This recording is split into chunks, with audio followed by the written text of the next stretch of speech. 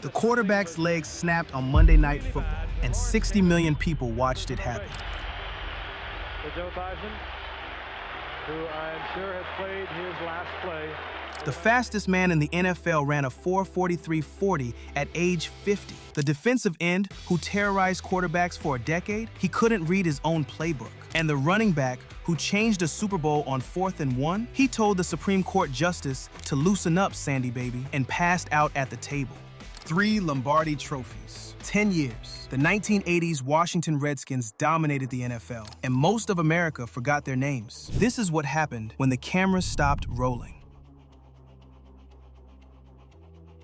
November 18th, 1985, Monday Night Football. Washington against the Giants. Joe Theismann drops back to pass. Lawrence Taylor comes screaming off the edge. The hit, the sound, the leg bending in a direction legs don't bend.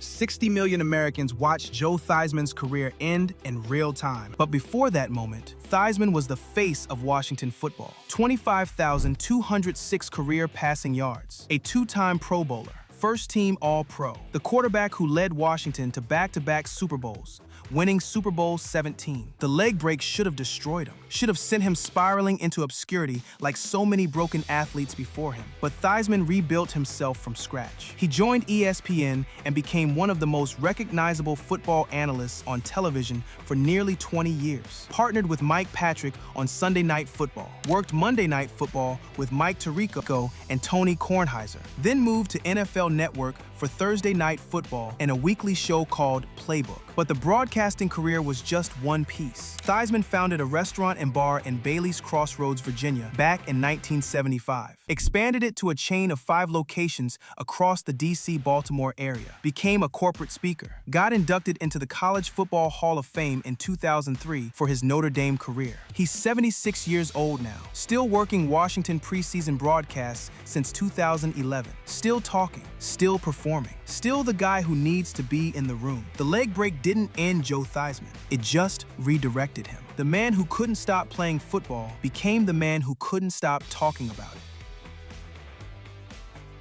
Theismann's career ended on that Monday night in 1985. But the man who would write Washington's greatest single chapter was already waiting. Doug Williams came to Washington in 1986 after years away from the NFL. He'd started his career in Tampa Bay, drafted 17th overall in 1978 out of Grambling State, where he'd played under the legendary Eddie Robinson. 5 seasons with the Buccaneers, took them to the NFC Championship game, then walked away over a contract dispute and spent 2 seasons in the USFL. When he arrived in Washington, he was a backup behind Jay Schrader. But by the 1987 playoffs, Williams was the starter. And then came January 31st, 1988, Super Bowl XXII. Down 10-0 after 1 quarter. Then Doug Williams and the offense exploded. 4 touchdown passes in the second quarter alone. 35 unanswered points before Denver could blink. Williams finished with 340 yards for the game. Super Bowl MVP. The most dominant quarterback performance in championship history. The first black quarterback to win a Super Bowl.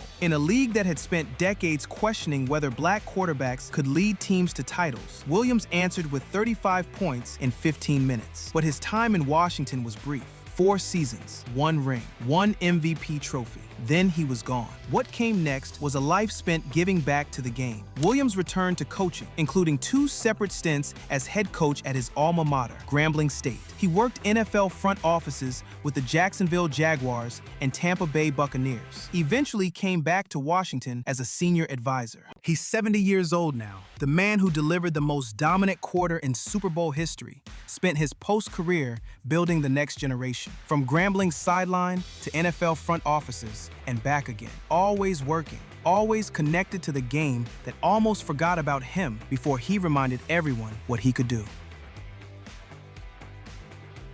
Doug Williams gave Washington one of the greatest quarters any quarterback had ever played in a Super Bowl.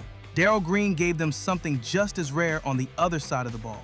Speed that could erase mistakes before they became touchdowns. Green ran a 4.09 40-yard dash at his pro day in 1983. Scouts thought the stopwatch was broken. It wasn't. For 20 seasons, Darrell Green played cornerback for Washington. 1 franchise, 2 decades. But Green wasn't just fast, he was dominant. 54 career interceptions, 1,159 tackles, a 7-time Pro Bowler, first-team All-Pro, 2-time Super Bowl champion with rings from Super Bowl XXII and Super Bowl XXVI. Most corners fade by 30. Their legs go, their instincts slow. But age never caught Darrell Green. He played until he was 42 years old, still covering, still competing, still the fastest man on the field, even when his birth certificate said otherwise. And when football ended, Green didn't chase fame, he chased purpose. Founded the Darrell Green Youth Life Foundation, worked with kids, built something that would outlast any showreel. In 1996, the NFL named him Man of the Year, not for his speed, for his character. Canton came calling in 2008, the Pro Football Hall of Fame, gold jacket, bronze bust, everything a football player could want. But Green kept working. In 2003, he served as chair of President George W. Bush's Council on Service and Civic Participation. In 2013, he took a position at the University of Mary Washington. In 2016, he moved to George Mason University as Associate Athletics Director. He's 66 years old now. The fastest man in NFL history spent his post-career years moving slowly, deliberately, building foundations instead of burning past defenders. 20 years, one team, zero drama. The rarest player in professional football. Green was everything Washington wanted the world to see. Dexter Manley was everything they tried to hide. Manley was the most terrifying pass rusher in the NFC for most of the 1980s. 97.5 career sacks, a Pro Bowler, first-team All-Pro, 2-time Super Bowl champion who terrorized quarterbacks across 9 seasons with Washington. But Dexter Manley had a secret. He couldn't read. Not struggled with reading, couldn't read. Functionally illiterate through high school, through Oklahoma State, through 9 NFL seasons, through 2 Super Bowl victories. He memorized everything, watched film obsessively, listened to teammates describe formations, built an entire Hall of Fame caliber career on pure athletic instinct and desperate improvisation. And nobody knew. Not his teammates, not his coaches, not the media that covered him every week. In 1989, Manley testified before Congress about his illiteracy, sat in front of cameras and told the world that the American education system had passed him through without teaching him to read, that schools had valued his football talent more than his future, that the system had used him and thrown him away. But then cocaine found him. Multiple suspensions, a lifetime ban from the NFL, prison time, rehab, relapse, rehab again. The cycle that swallows so many former players whole. But here's the part that matters. Dexter Manley is 67 years old now, committed to his sobriety, dedicating his life to literacy programs and youth mentorship. The man who couldn't read is teaching kids that education matters more than touchdowns. The system failed Dexter Manley, failed him completely, but he didn't let that failure define his ending. He rewrote it, one kid at a time.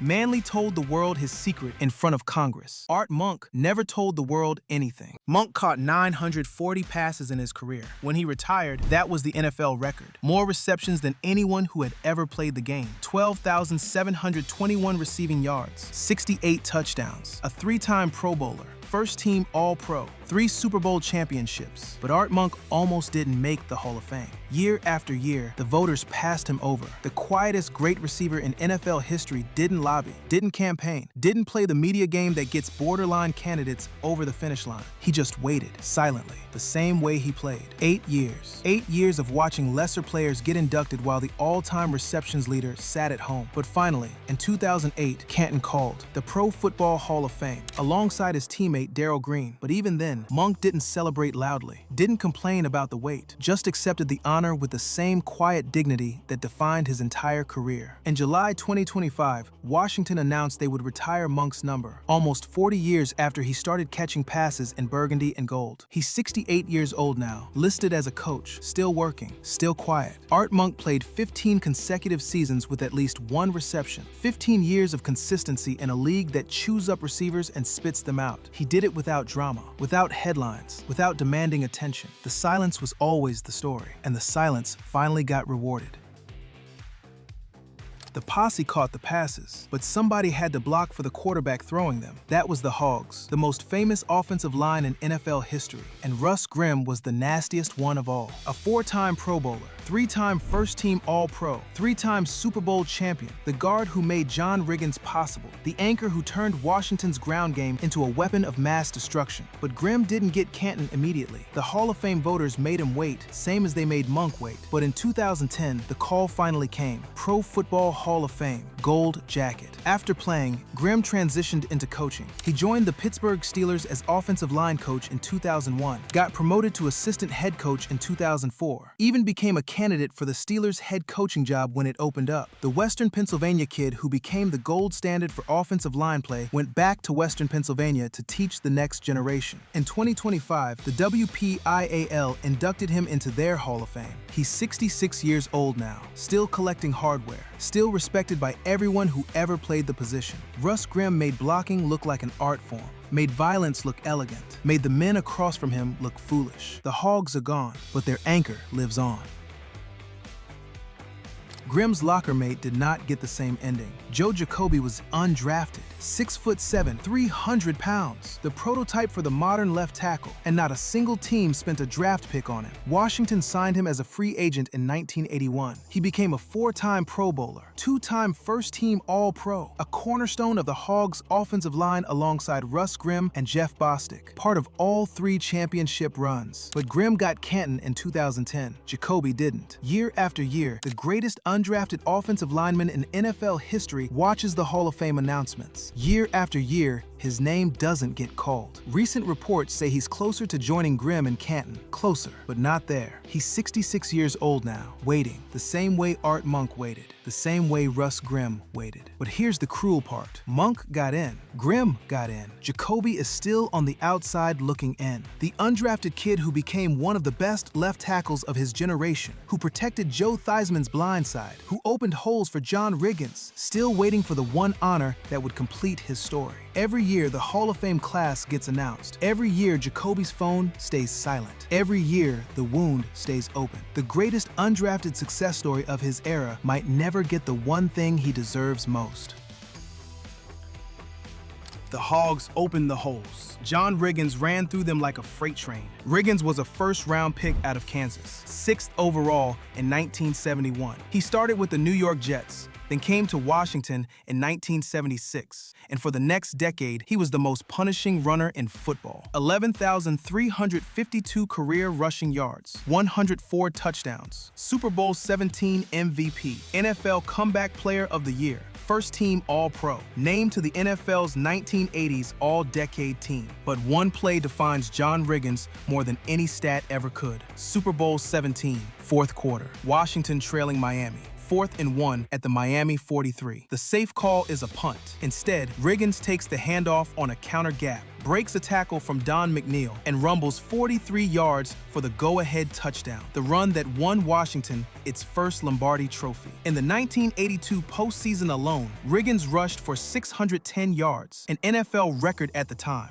4 games, 4 wins. A one-man wrecking crew behind the best offensive line in football. Canton came calling in 1992, Pro Football Hall of Fame, the fullback who turned short-yardage situations into a death sentence for opposing defenses. He's 76 years old now. Riggins stayed in the D.C. area. He did some broadcasting work over the years, but his real focus has been off the field. In 2025, he received the Community Hero Award for his work supporting underserved communities and local causes in the D.C. area. The man who ran over everyone in his path found a different way to carry people. John Riggins didn't finesse his way to greatness. He lowered his shoulder and dared you to stop him. Nobody could.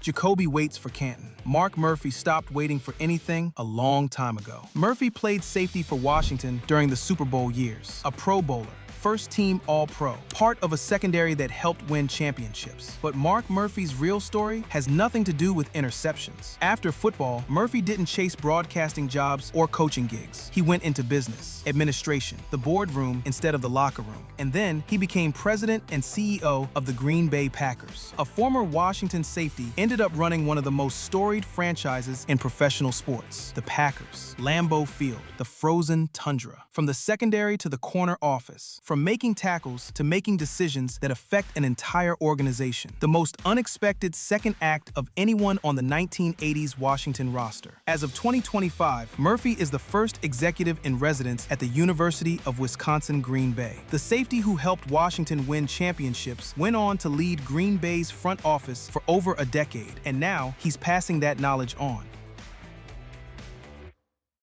Murphy proved football players could run franchises. Charles Mann proved they could simply move on. Mann recorded 83 career sacks, a four-time Pro Bowler, part of a defensive line that terrorized the NFC East for a decade. He won championships with Washington, then added another ring with San Francisco. But Charles Mann's post-career story is about transition, not tragedy. He became a broadcaster, moved into business, built a life outside of football without the drama that consumes so many former players. No arrests, no addiction headlines, no sad stories about money disappearing, just a clean exit, a smooth transition, the kind of ending that should be normal but somehow feels remarkable. Mann did some broadcasting after football, ESPN, CBS, local DC stations, but the real second act was business. He co-founded Alliant Merchant Services, launched Charles Mann Enterprises, and works in commercial real estate development with Verity Commercial. He also co-founded the Good Samaritan Foundation with Art Monk and Ernest Biner, mentoring high school kids in the DC area. The defensive end who terrorized quarterbacks for 11 seasons built a whole empire after he stopped rushing the passer. Not every story needs tragedy to be worth telling. Sometimes the story is simply this: a man played football at the highest level, walked away healthy, and built something meaningful afterward. Charles Mann did exactly that. Mann found peace on the defensive side. On offense, Gary Clark is still searching for recognition. Clark caught 699 passes in his career, 10,856 receiving yards, 65 touchdowns, a four-time Pro Bowler, first-team All-Pro, part of the Posse receiving corps alongside Art Monk and Ricky Sanders. Clark was the deep threat, the burner, the guy who stretched defenses and made everything else easier. While Monk worked the middle of the field with precision, Clark took the top off coverages. Almost 700 catches, almost 11,000 yards, 65 touchdowns, the kind of production that defines a career. But Clark hasn't gotten the Canton call. The Hall of Fame voters haven't recognized what Washington fans already know, that the Posse was one of the greatest receiving corps in NFL history, that Clark was essential to everything Washington accomplished in the late 1980s and early 1990s. He's 63 years old now, waiting, the same way Jacoby is waiting, the same way so many former Washington players have waited. Some get in, some don't. Clark stretched the field horizontally. Mark Mosley won games one kick at a time. Mosley was the last straight-on kicker to play in the NFL. While everyone else switched to soccer style, Mosley kept lining up square to the ball. Old school, stubborn, effective. 300 career field goals made, 1,382 total points, 482 extra points, a two-time Pro Bowler, first-team All-Pro. Mosley played for Washington from 1974 through 1986. 12 seasons of clutch kicks. He finished his career with the Cleveland Browns, then retired, the last of his kind, the final straight-on kicker in a league that had moved on. He's 78 years old now, the dinosaur who outlasted everyone's predictions, the kicker who did it his way until the game forced him out. The game evolved, but Mosley didn't, and somehow he still won. Mosley kept games close from the kicking tee. Dave Butts made sure opponents never got comfortable in the trenches. Butts anchored Washington's defensive line for 14 seasons, 64 career sacks, a Pro Bowler, first-team All-Pro, two-time Super Bowl champion, the massive presence in the middle who made everything else work. Butts was drafted 5th overall by the St. Louis Cardinals out of Purdue in 1973 and spent his entire Washington career clogging running lanes. 14 years of collapsing pockets, 14 years of being the immovable object. On November 4th, 2022, Dave Butts died. He was 72 years old. The giant who dominated the trenches for nearly 2 decades is gone now. Another member of those championship teams who won't see another reunion. But the men who played with him remember. The quarterbacks who faced him remember. The running backs who tried to find holes against his defense remember. And Butts wasn't the only loss. On February 6, 2026, Barry Wilburn died. Wilburn intercepted 20 passes in his career, recorded 246 tackles, a first-team All-Pro selection, part of Washington's secondary during the championship years. Wilburn's path after Washington wasn't straight. Failed drug tests cost him 2 years out of the league. He came back with Cleveland in '92, played 2 seasons in the CFL with Saskatchewan and BC, then got one more shot with the Eagles in '95 and '96. Became a coach after his playing days ended, but now he's gone too. The 1980s Washington dynasty is shrinking. The men who built those championship teams are aging, dying, fading into history. Behind every dynasty are the names that never make the show reels. The men who snapped the ball, returned kicks, and lined up in the secondary week after week without anyone remembering. Jeff Bostic centered the Hogs' offensive line for 14 seasons, snapped the ball for Washington from 1980 through 1993, made a Pro Bowl. The guy who made the calls, who got the ball to the quarterback every single play. He's 67 years old now, listed as an analyst, still connected to the game. Mike Nelms returned kicks for Washington from 1980 through 1984, a 3-time Pro Bowler. First-team All-Pro, the kind of special teams weapon that changes field position. Before Washington, Nelms proved himself in the CFL with the Hamilton Tiger Cats. He's 70 now, inducted into the DC Sports Hall of Fame alongside Mosley. Mark May won the Outland Trophy in 1980 as the nation's top collegiate interior lineman at the University of Pittsburgh. Washington drafted him in the first round of the 1981 NFL Draft. He started 115 games, a Pro Bowler, first-team All-Pro, part of the Hogs. He later played for the San Diego Chargers and Cardinals before retiring. Inducted into the College Football Hall of Fame in 2005. He's 66 years old now. Lamar Parrish intercepted 47 passes in his career, an 8-time Pro Bowler, first-team All-Pro, drafted in the 7th round out of Lincoln University in Missouri, the 163rd pick, the kind of late-round gem that changes franchises. He's 78 years old now, inducted into the Lincoln University Athletic Hall of Fame in 2012.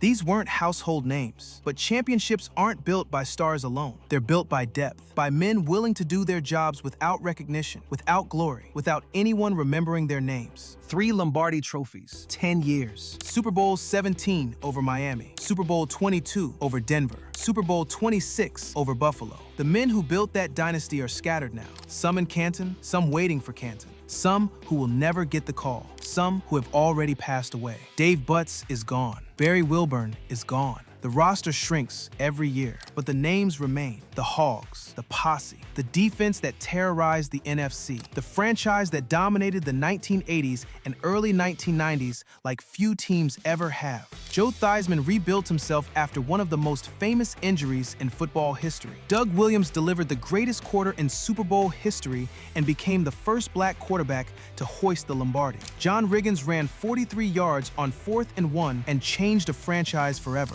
Darrell Green played 20 seasons for one team. Dexter Manley went from illiteracy and addiction to literacy advocate. Art Monk waited 8 years for Canton and never complained. Russ Grimm got his gold jacket. Joe Jacoby is still waiting for his. Some found peace, some found purpose, some found pain, but all of them found a way to matter. 3 trophies, 10 years. Legends who deserved to be remembered. Drop a comment. Which story hit you the hardest? Theismann's leg on Monday Night Football? Dexter Manley telling Congress he couldn't read? Darrell Green running a 4.43.40 at 50 years old? Hit subscribe if you haven't. We cover the untold stories behind the NFL's greatest teams every week. Check out the video on your screen for another one.